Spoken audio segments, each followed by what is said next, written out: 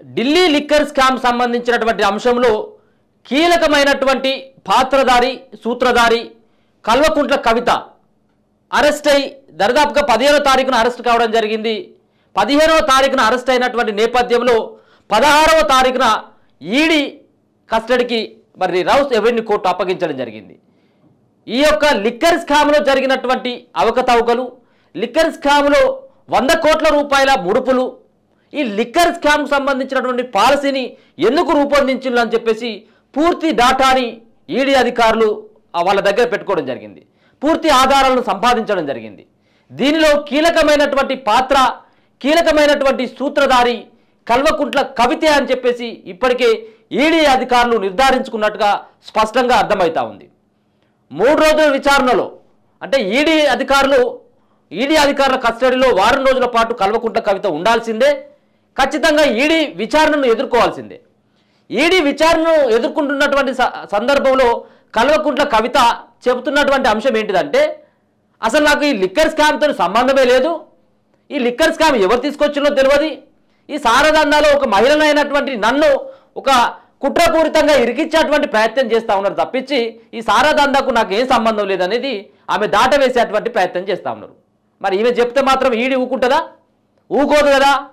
కాబట్టి ఈడీ అధికారుల దగ్గర ఉన్నటువంటి ఎవిడెన్స్ ఏవైతే ఉన్నాయో, ఈమె ఎవరెవరితోటి మాట్లాడింది, ఎప్పుడు మాట్లాడింది, ఈ సారాదందా ఎక్కడ పెట్టాలి, ఈ దుకాణాలు ఎక్కడ ఓపెన్ చేయాలి, అంతేకాకుండా ఈ దుకాణాలకు పర్మిషన్ ఎట్లా రావాలి, మరి ఎంత అమ్మినప్పటికి కూడా, ఎన్ని డబ్బులు ఎక్కువగా అమ్మినప్పటికి కూడా, అంటే ఎక్కువ రేట్లతో అమ్మినప్పటికి కూడా ఏ అధికారులు కూడా వాళ్ళకు అబ్జెక్షన్ చెప్పకూడదు. ప్రభుత్వం నుంచి తమకు సహకారం అందించేటువంటి వాళ్ళు ఎవరైతే ఉంటారో వాళ్ళకి సంబంధించినటువంటి పూర్తి డాటాని ఈడీ అధికారులు దొరకబట్టేసిండ్రు అప్పటికే.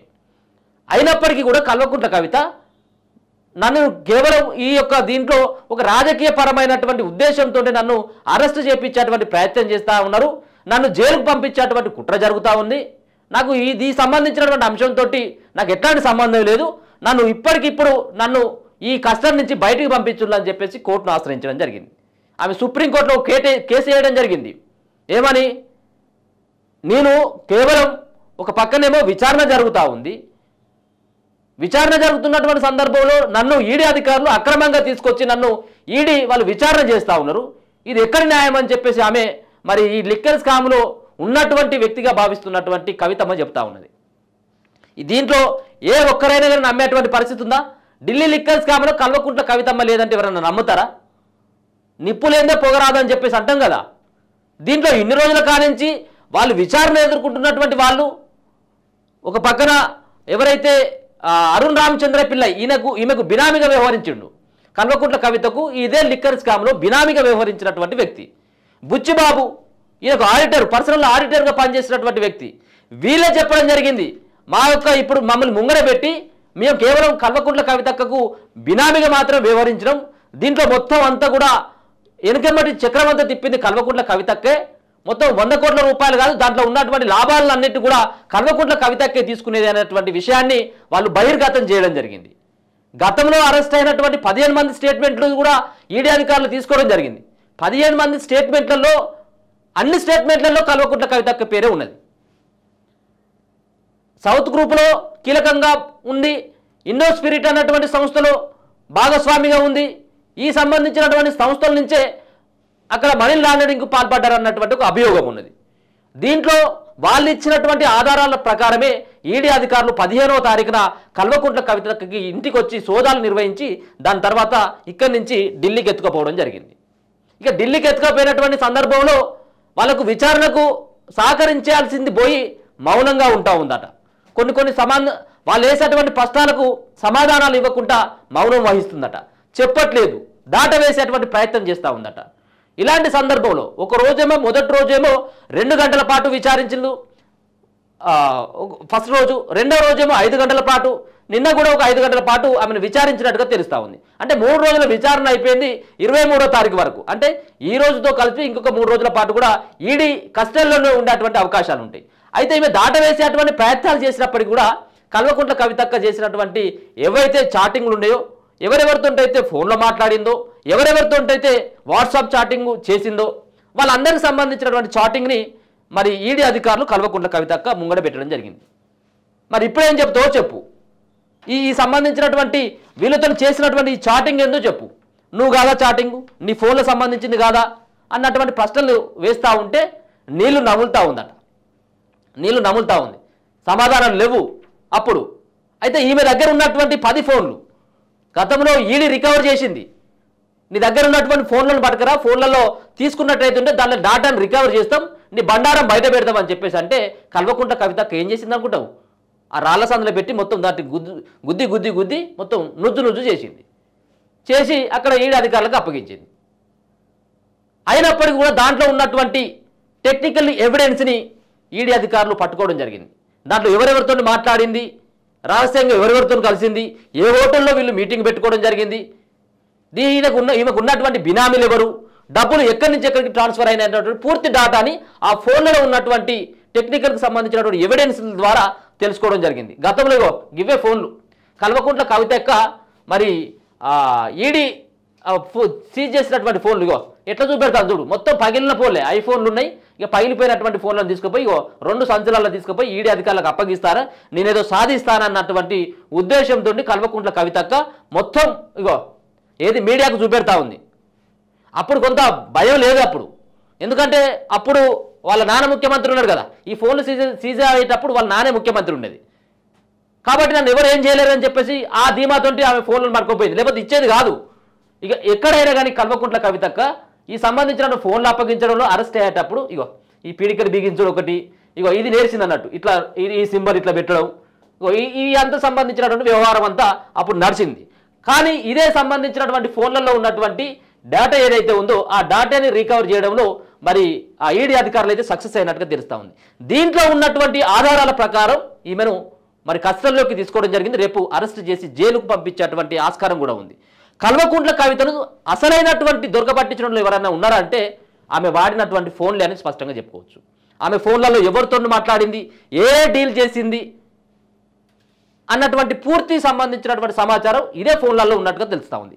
ఈ ఫోన్లేమో అప్పుడు వాళ్ళ నాన్న ముఖ్యమంత్రిగా కేసీఆర్ ముఖ్యమంత్రిగా ఉన్నప్పుడు, మరో పక్కన 15వ తారీఖున ఈడీ అధికారులు ఎవరైతే ఉన్నారో ఈడీ అధికారులు సీజ్ చేసినటువంటి 4 ఫోన్లు మొన్న 15వ తారీఖున. కాబట్టి ఈ ఫోన్లలో ఉన్నటువంటి కీలకమైనటువంటి డేటాని ఈడీ అధికారులు సంపాదించినట్టుగా తెలుస్తూ ఉంది. మరో పక్కన ఏది పిఎంఎల్ఏ చట్టం, ఈ మనీ లాండరింగ్ సంబంధించినటువంటి దాంట్లో 100 కోట్ల రూపాయలు చేతులు మారినాయి. ఢిల్లీలో ఉన్నటువంటి కీలకమైనటువంటి పెద్దలు అరవింద్ కేజ్రీవాల్, మనీష్ సిసోడియా అట్లాంటి వాళ్ళకి కల్వకుంట్ల కవితక్క ఆ సంబంధించినటువంటి ఢిల్లీ లిక్కర్ స్కామ్ అంటే సారా దుకాణాలు ఈమెకు అప్పగించినట్టు అయితే ఉంటే మేము భరణంగా అంటే ఒక గిఫ్ట్గా నీకు 100 కోట్ల రూపాయలు మీకు ఇస్తూ ఉన్నాం అని చెప్పేసి కల్వకుంట్ల కవితక్క వాళ్ళకి ఇచ్చిందట. ఇది మనీ లాండరింగ్ అంటే ఒక ప్రజాధనాన్ని ఏదైతే లూటీ చేసిందన్నటువంటి ఆరోపణలు. అంటే ఒక ప్రజాప్రతినిధిగా ఉండి ఒక ఎంపీ స్థాయిలో ఒక ఎమ్మెల్సీ స్థాయిలో ఉన్నటువంటి కల్వకుంట్ల కవిత ప్రజాధనాన్ని లూటీ చేయడం మరి పిఎంఎల్ఏ చట్టం కిందకి వస్తుంది. కాబట్టి పిఎంఎల్ఏ చట్టం ద్వారానే అక్కడ ఉన్నటువంటి సెక్షన్ 3 ద్వారా మరి ఈమెను అరెస్ట్ చేయడం జరిగింది. గతంలో మనీష్ సిసోడియాను కూడా పిఎంఎల్ఏ చట్టం కింద అరెస్ట్ చేయడం జరిగింది. ఆయన దరిదాపుగా సంవత్సరం పాటు ఉన్నాడు, సంవత్సరం పాటు జైల్లోనే ఉన్నాడు. సుమారుగా 20-25 సార్లు ఆయన బెయిల్ కోసం అప్లై చేయడం జరిగింది, కానీ ఎక్కడ కూడా ఆయనకి ఇప్పటివరకు కూడా బెయిల్ రాలేదు. సంవత్సరం పాటు జైల్లోనే ఉన్నాడు. ఆయన ఢిల్లీ ఉప ముఖ్యమంత్రి అరవింద్ కేజ్రీవాల్కి అంటే ముఖ్యమంత్రికి చాలా సన్నిహితుడు మనీష్ సిసోడియా, అట్లాంటి వ్యక్తి కూడా బెయిల్ రాలేదు. కాబట్టి ఓ కీలకమైనటువంటి ఆధారాలు ఈ ఢిల్లీ లిక్కర్ స్కామ్లో చేతులు మారడానికి ఈ యొక్క కొత్త పాలసీని రూపొందించడంలో కల్వకుంట్ల కవితక్క యొక్క పాత్ర చాలా కీలకమని అయితే చెప్పుకోవచ్చు. కాబట్టి ఈ చట్టం ద్వారా కల్వకుంట్ల కవితక్క ఇప్పుడు బయటకు వచ్చేటువంటి ఆస్కారం అస్సలు కూడా కనబడట్లేదు. ఎందుకంటే కీలకమైనటువంటి ఆధారాలు టెక్నికల్ ఎవిడెన్స్తో పాటు ఫిజికల్ ఎవిడెన్స్ ఎవరైతే ఇచ్చినటువంటి అరుణ్ రామచంద్ర పిల్లై, బుచ్చిబాబు, మాగుంట రాఘవ, మాగుంట శ్రీనివాసరెడ్డి వీళ్ళందరూ కూడా ఇచ్చినటువంటి స్టేట్మెంట్లో కల్వకుంట్ల కవితక్క పేరు కీలకంగా ఉంది. కాబట్టి కల్వకుంట్ల కవితక్కకి ఒక పక్కన ఫిజికల్ ఎవిడెన్స్, మరో పక్కన ఈమె ఫోన్ల ద్వారా సంపాదించినటువంటి టెక్నికల్ ఎవిడెన్స్, ఇవి రేపు కల్వకుంట్ల కవితను తీహార్ జైలుకు పంపించడంలో కీలకమైనటువంటి పాత్ర పోషించబోతా ఉన్నాయి. మరో పక్కన ఈమె పిటిషన్ వేసింది, నేను అసలు దొంగనే కాదు, నన్ను అనుమానితురాలుగానే విచారిస్తూ ఉన్నారు, నేనేమన్నా నిందితురాలినా అన్నటువంటి వ్యాఖ్యలు కూడా ఆమె చేసి కోర్టును ఆశ్రయిస్తూ ఉన్నది. ఇవన్నీ కూడా ఎక్కడ కూడా చెల్లేటువంటి ప్రసక్తి లేదు. ఇప్పుడున్నటువంటి నేపథ్యంలో కల్వకుంట్ల కవితతో పాటు ఒక అరవింద్ కేజ్రీవాల్ మాత్రం మిగిలిపోయాడు. ఈ దందాలో, ఈ సారా దందాలో ఎవరెవరైతే ఉన్నారో వాళ్ళందరూ కూడా బొక్కలోకి పోవడం జరిగింది. వాళ్ళందరూ కూడా ఊచలు లెక్క పెడతా ఉన్నారు. ఇక రేపో మాపో ఈమెను ఈడీ కస్టడీ నుంచి డైరెక్ట్ తిహార్ జైలుకి తీసుకుపోతారనేది కొంతమంది అడ్వకేట్స్ చెప్తున్నటువంటి విషయం. చూడాలి మరి ఈమె తప్పించుకున్నటువంటి అవకాశం అయితే ఎక్కడ కూడా కనబడట్లేదు. ఈ 3 రోజుల విచారణలో వాళ్ళకు కావలసినటువంటి సమాచారాన్ని అంతా కల్వకుంట్ల కవితక్క దగ్గర నుంచి సేకరించడం జరిగింది. అసలు ఈ యొక్క మనీష్ సిసోడియా నీకెట్ల పరిచయం, అసలు కొత్త పాలసీని ఎందుకు తీసుకురావడం జరిగింది, అరవింద్ కేజ్రీవాల్కి ఎందుకు పైసలు ఇవ్వడం జరిగింది, దీంట్లో బినామీలుగా ఎందుకు వ్యవహరించాల్సి వచ్చింది అన్నటువంటి పూర్తి ఆధారాలను వాళ్ళు సంపాదించడం జరిగింది. దాటవేసేటువంటి ప్రయత్నం చేసినప్పటికీ కూడా ఆమె టేబుల్ ముంగట ఈమె మాట్లాడినటువంటి వాయిస్ కావచ్చు, ఈమె చాటింగ్ చేసినటువంటి చాటింగ్ కావచ్చు, వాట్సాప్ చాటింగ్, ఈమె ఎవరెవరితో అయితే మాట్లాడిందో, ఎవరెవరినైతే బినామీలుగా పెట్టుకుందో వాళ్ళకు సంబంధించినటువంటి వాళ్ళు ఇచ్చినటువంటి స్టేట్మెంటు, వీటన్నిటి కూడా కల్వకుంట్ల కవితకు ముంగట పెట్టి విచారిస్తూ ఉన్నారట. ఇక ఈ 3 రోజుల కాలంలో మనం అనుకున్నట్టుగా ఎవరైతే కల్వకుంట్ల కవిత వాళ్ళు బినామీలుగా మారి కల్వకుంట్ల కవితే దొంగ అని చెప్పేసి వాళ్ళు చెప్పడం జరిగిందో, వాళ్ళు స్టేట్మెంట్ ఇవ్వడం జరిగిందో, వాళ్ళను రేపో మాపో నేరుగా తీసుకొచ్చి కల్వకుంట్ల కవితకు ముంగడ కూర్చోబెట్టి నిజమా కాదనేది అడిగేటువంటి ఆస్కారం ఉంటుందట. కాబట్టి ఇన్ని ఆధారాలు దొరికిన తర్వాత కల్వకుంట్ల కవితక్కను జైలు నుంచి బెయిల్గా మార్చడం ఎవరి వల్ల అయితే కాదు కూడా. మరొక పక్కన ఇక ఇది ఒక అంశం, కల్వకుంట్ల కవితకు బెయిల్ రాదనేది డిసైడ్ అయిపోయింది, జైలుకు పోవాల్సినటువంటి అవసరం కూడా ఉన్నది. మరో పక్కన అవసరమైంది ఉంటే 7 ఏళ్ల వరకు కూడా ఆమె జైలులో ఉండేటువంటి అవకాశం కూడా కనపడతా ఉన్నది. మరి అంత దూరం ఉంటుందా లేదనేది తెలియదు, కానీ మొత్తానికైతే ఆమె ఖచ్చితంగా జైలుకైతే వెళ్ళేటువంటి ఆస్కారం 100% కనపడతా ఉంది. మరో పక్కన ఒక పక్కనేమో తెలంగాణలో మొన్న జరిగినటువంటి అసెంబ్లీ ఎన్నికల్లేమో బీఆర్ఎస్ పార్టీ మొత్తమే చచ్చిపోయిందనేది అయితే తెలుస్తూ ఉంది. ఒక పక్కన 39 సీట్లకి పరిమితం అయిపోయింది, తెలంగాణలో అధికారాన్ని కోల్పోవడం జరిగింది. రెండో పక్కన మళ్ళీ పార్లమెంట్ ఎన్నికలు ముంచుకొచ్చా ఉన్నాయి. మూడోది కల్వకుంట్ల కవితక్క ఆల్మోస్ట్ ఆమె జైలుకు వెళ్ళేటువంటి ఆస్కారం. ఈ 3 పరిణామాలతోటి కేసీఆర్ ఏం చేయాలో, కేటీఆర్ ఏం చేయాలో అర్థం కానటువంటి పరిస్థితి. అక్కడ ఎలక్షన్లకు పోవాలన్నా ఇక్కడ ఉన్నటువంటి పార్టీ ఫిరాయింపులకు పాల్పడతా ఉన్నారు, అదే పార్టీలో ఉన్నటువంటి చాలామంది పార్టీలు మారుతా ఉన్నారు, వాళ్ళని కాపాడుకోవాలన్నా రానున్నటువంటి పార్లమెంటరీ ఎన్నికల్లో పోటీ చేసేటువంటి అభ్యర్థుల తరపున ప్రచారం చేయాలి, వీళ్ళకి పాల్పోవట్లేదు. ఒక పక్కనేమో చేసినటువంటి పెంటంతా కల్వకుంట్ల కవితక్కే ఈరోజు తెలంగాణలో బీఆర్ఎస్ పార్టీ ఓటమికి కారణం. బీఆర్ఎస్ పార్టీలో ఉన్నటువంటి నేతలు వేరే పార్టీలకు వెళ్ళడంలో కల్వకుంట్ల కవిత యొక్క పాత్రే కీలకమనేది చెప్పుకోవచ్చు. ఒక పక్కన పార్టీని నాశనం చేసింది కల్వకుంట్ల కవితక్క, రెండో పక్కన అధికారాన్ని కోల్పోయేటువంటి పరిస్థితికి కల్వకుంట్ల కవిత తీసుకొచ్చింది అనేది ఎక్కువ మంది బీఆర్ఎస్ పార్టీలో గెలిచినటువంటి ఎమ్మెల్యేలతో పాటు కీలకమైనటువంటి నేతలే చెప్తా ఉన్నారు. అంతేకాకుండా మరోవైపు ఈ యొక్క రాజకీయ అంశం పక్కకు పెట్టినట్లయితే ఉంటే కల్వకుంట్ల కవితకు సంబంధించినటువంటి సౌత్ గ్రూపులో ఉన్నటువంటి పెట్టుబడులపైన కూడా కీలకమైనటువంటి ఏదైతే డేటాని సేకరించేటువంటి పనిలో ఈడీ అధికారులు అయితే నిమగ్నం అయిపోయింది. మొత్తం అయితే ఇప్పుడైతే కల్వకుంట్ల కవితక్కని ఎవరు కూడా కాపాడేటువంటి పరిస్థితులు లేరు. ఒక పక్కన అడ్వకేట్లు కూడా చాలా ట్రై చేస్తూ ఉన్నారు, కూడా వాళ్ళు కూడా చేతులు ఎత్తేటువంటి పరిస్థితికి వచ్చింది. ఎందుకంటే పూర్తి ఆధారాలు లభించిన తర్వాత చేసేది ఏమి ఉండకపోవచ్చు దర్దాపుగా. మళ్ళీ ఇప్పటికైతే 3 రోజులు అవుతా ఉంది ఈడీ అధికారులు కస్టడీలో ఉండి, ఇంకో 4 రోజుల పాటు, ఇంకా 3-4 రోజుల పాటు కస్టడీలో ఉండాల్సినటువంటి ఆస్కారం కనబడతా ఉంటుంది.